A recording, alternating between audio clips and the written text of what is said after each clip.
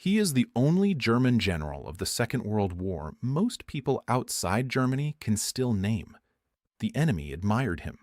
His own propaganda minister called him a National Socialist. He was Adolf Hitler's favorite commander, and in October 1944, on the dictator's orders, he swallowed a capsule of cyanide in the back of a car a mile from his own front door. His name was Erwin Rommel, the Desert Fox, and almost everything most people think they know about him is a legend that two enemies built on purpose. For 80 years, Rommel has been the acceptable German general, the chivalrous knight of the desert, the apolitical soldier, the man of honor who turned against Hitler and was murdered for it. It is a flattering picture, and it was assembled with great care, first by Joseph Goebbels, who needed a hero, and then by the British, who needed to explain why they kept losing to him. This is the story of the soldier underneath the legend, and of why so many people, for so many different reasons, wanted the legend to be true. The soldier was real and gifted and genuinely brave. He was also Hitler's creation and Hitler's admirer, blind by his own choice to the nature of the cause he served. The chivalry that made him famous has to be set beside the harder things he did, and the harder things he chose not to see. And the honest man underneath turns out to be more interesting and more uncomfortable than the legend ever was. Erwin Rommel was not a Prussian aristocrat.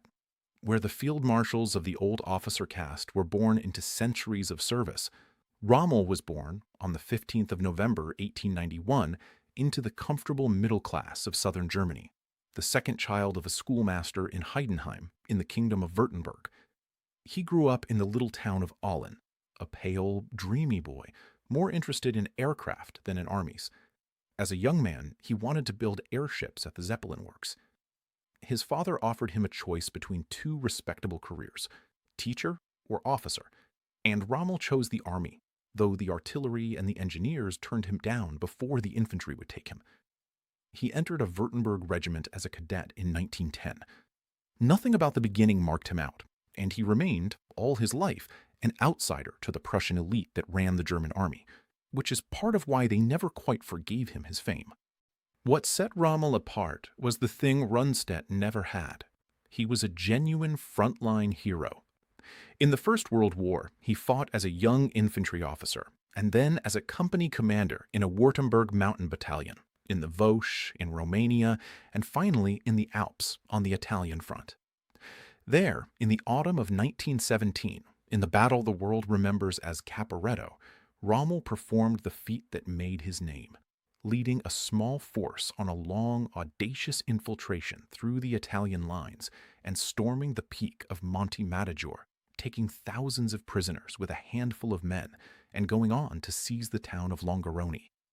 For this, he received the Pour le Mérite, Imperial Germany's highest award for valor, and he had to fight to get it because the credit had first been given to an officer of another unit. It was an early glimpse of a man acutely, lifelong concerned with his own glory.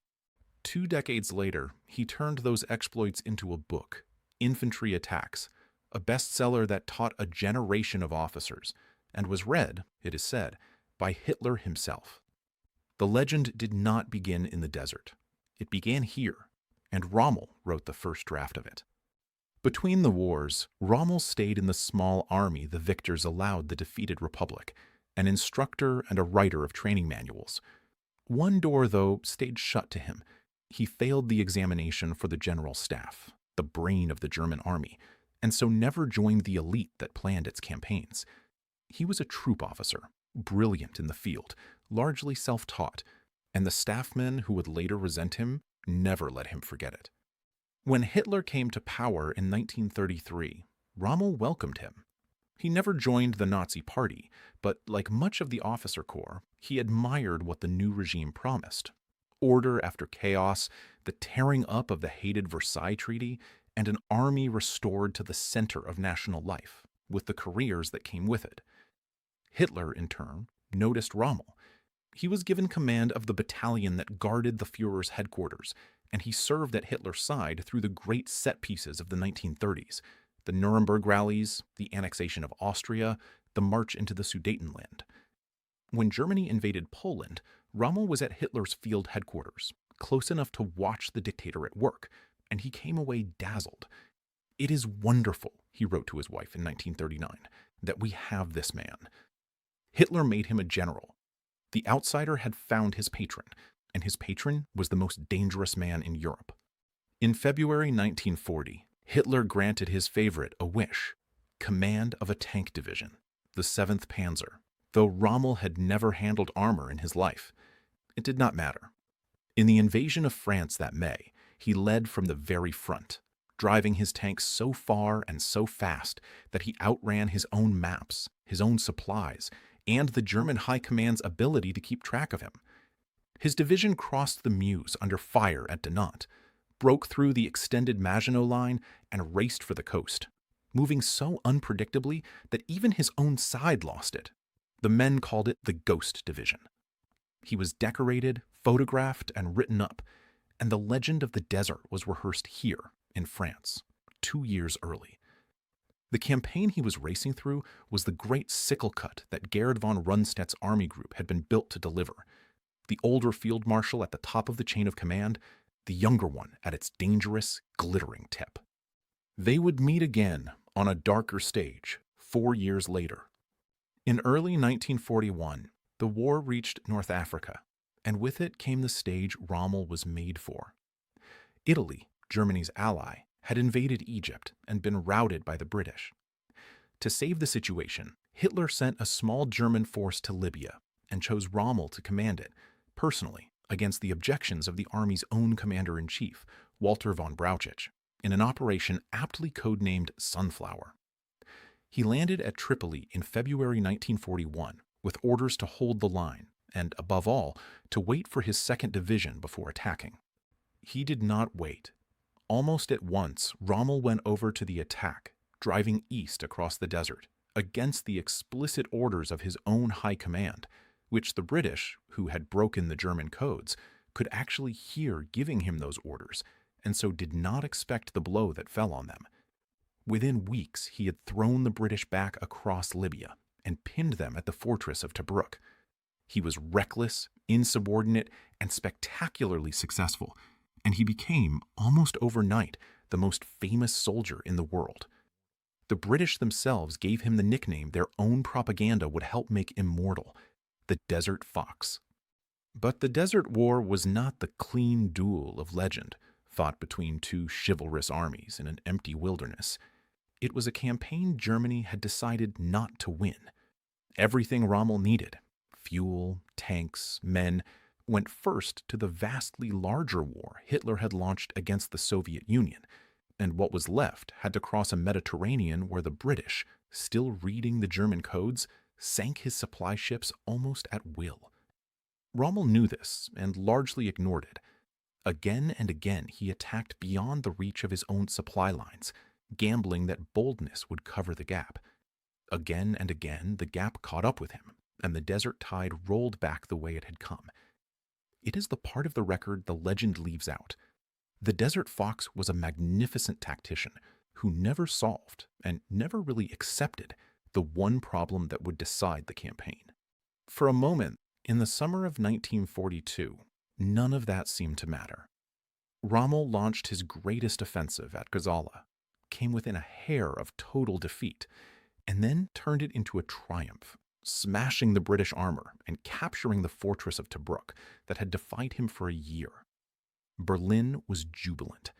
The next day, Hitler made him a field marshal, at 50, the youngest in the German army.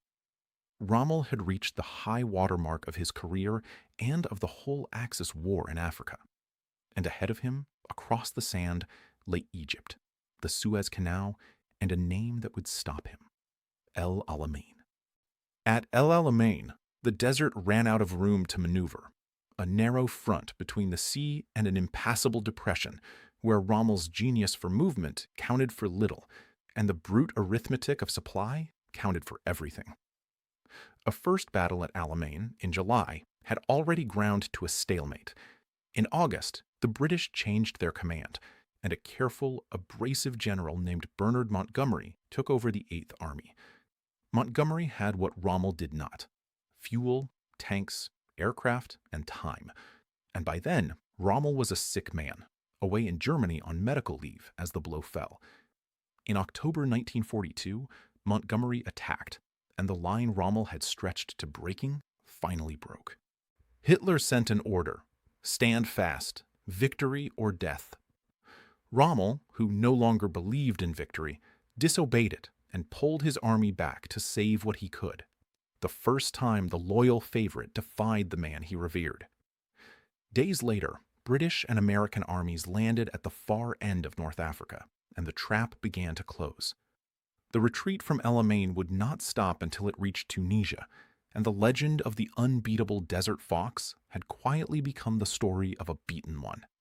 In Tunisia, Rommel won one last victory, mauling an inexperienced American army at the Kasserine Pass, a tactical success that changed nothing because the strategic position was hopeless. And here the regime did something revealing. Rommel was too valuable as a symbol to be allowed to share in defeat, so in March 1943 he was flown out of Africa before the end, decorated with the diamonds to his Knight's Cross, the first soldier of the army to receive them, and kept off the radio until his abandoned army had surrendered without him, so that the public learned he had gone only once the defeat was complete. Goebbels had spent 2 years building Rommel into the shining face of the German war. He was not about to let that face be the one the public saw lose. The Desert Fox was extracted from the desert intact, his legend sealed against the catastrophe behind him. 250,000 Axis troops marched into captivity in Tunisia, while the man who had led them was at home, recovering and being photographed. To understand Rommel, you have to understand the man who made him. Rommel was, in the common phrase of the time, Hitler's favorite general.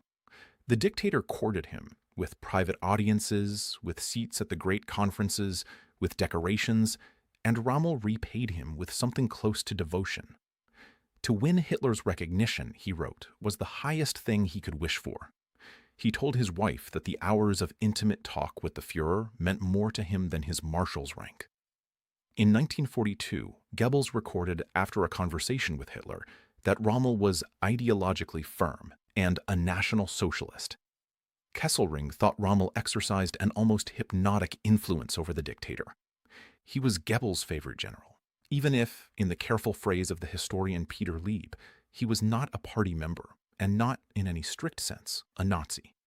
And yet, no war crimes of the kind that stain the Eastern generals have ever been proven against him. His enemies attested his fairness. He disobeyed some of Hitler's most criminal orders, and seems to have refused the cash gifts with which the dictator bought other marshals. The conclusion historians keep arriving at is not that Rommel was secretly good or secretly evil, but that he was politically blind, a man who admired Hitler, refused on principle to think about politics, and so served a criminal regime for years without ever letting himself see what it was. When he once suggested to Hitler that appointing a Jew might improve Germany's image abroad, Hitler snapped that Rommel had understood nothing of what he wanted. He hadn't. That was the whole problem. It is worth pausing on what Rommel did next, because it sits badly with the image of the chivalrous knight. In the autumn of 1943, after Italy changed sides, Rommel commanded the German forces that occupied northern Italy and disarmed their former ally. He issued an order about the Italian soldiers who might resist. Any sentimental scruple toward them, he wrote, was entirely out of place. Whoever turned his weapon on the German soldier had forfeited every claim to mercy and was to be treated with the harshness due to rabble. And more than 1 million disarmed Italian soldiers, over 1 million men, were declared not prisoners of war, but military internees, a label invented precisely to strip them of the protection of the Geneva Convention, and shipped into forced labor for the German war economy. Rommel's own order told them that since they could no longer fight, it was their duty to give their full labor to the German cause. The Desert Fox, in Italy, was an instrument of a plain breach of the laws of war, and it almost never appears in the legend. At the end of 1943, Rommel was sent to France to prepare for the invasion everyone knew was coming, and he attacked the Atlantic Wall with his trademark energy, studding the beaches with obstacles the troops nicknamed Rommel's asparagus. There he came under the command of an acquaintance from 1940, the Commander-in-Chief West, Field Marshal Gerd von Rundstedt, and the two men disagreed about almost everything. Rundstedt, the cautious Prussian, wanted to hold the tank reserves back and crush the landing once it was ashore. Rommel, who had felt the weight of Allied air power in Africa and Italy, knew the reserves would never reach the coast under that sky and wanted to stop the invasion on the beaches in the first hours. Neither got his way. Hitler kept the reserves under his own hand and released them too late, and the argument between the two field marshals became one of the small, bitter ironies of the German defeat. In the spring of 1944, Rommel, like every other field marshal, signed a declaration of loyalty to Hitler, though he thought it pointless.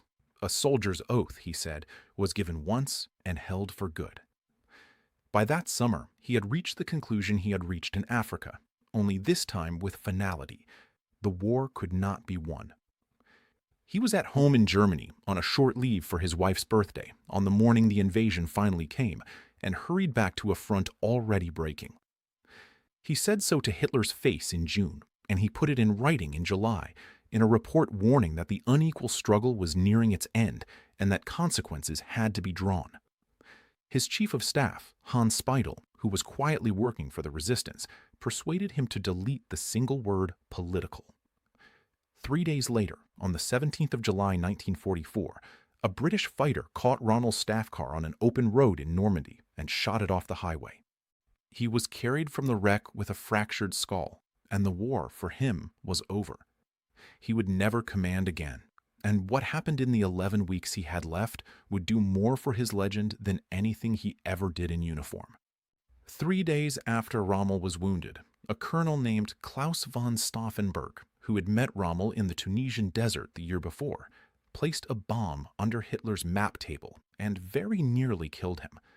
The plot failed. The conspirators were hunted down, and in the wreckage, the investigators found Rommel's name.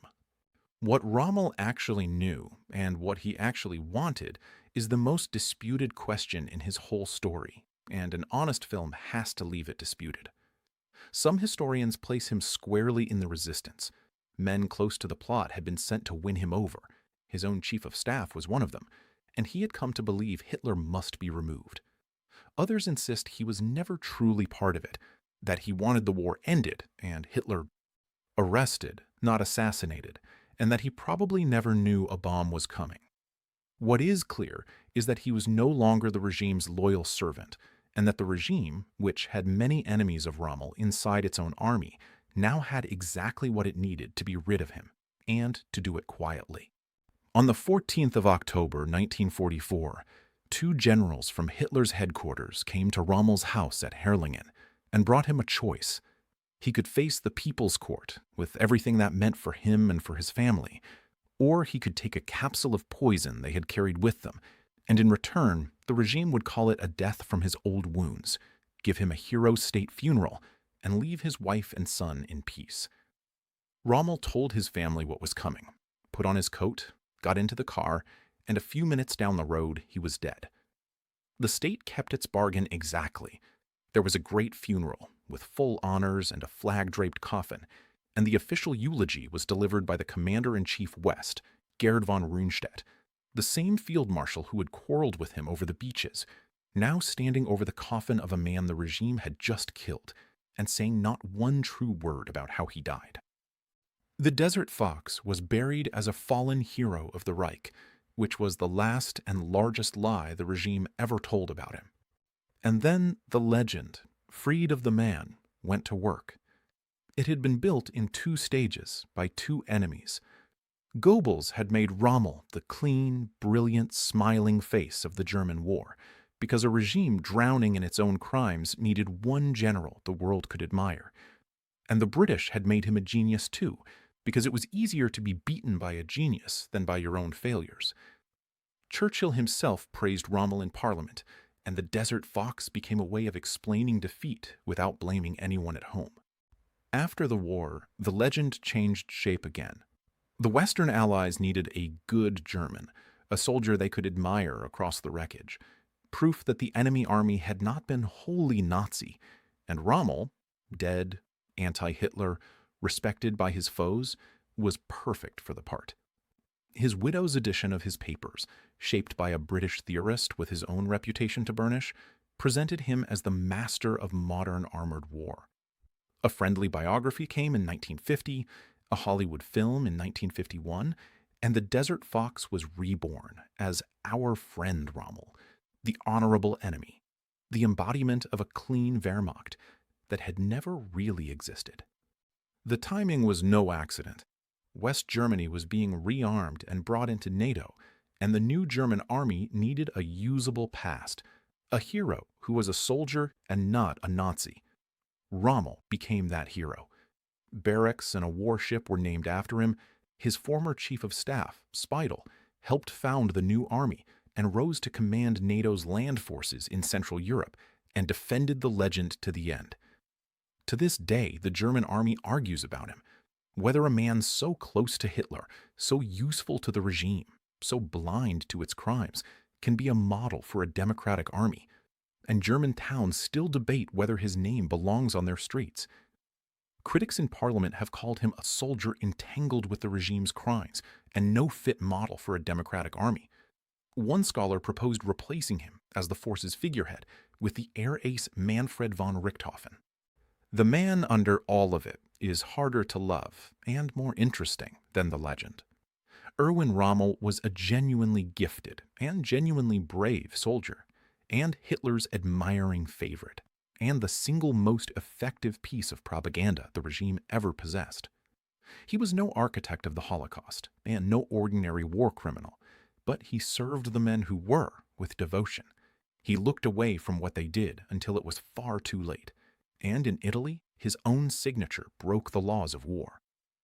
His late turn against Hitler was real, and it cost him his life, and it cannot carry the whole weight that admirers have piled on it. He was neither the chivalrous knight of the desert nor a monster. He was something more uncomfortable, the best man the worst cause could find to be its face, which is exactly why the cause, and almost everyone who came after, found him so very useful.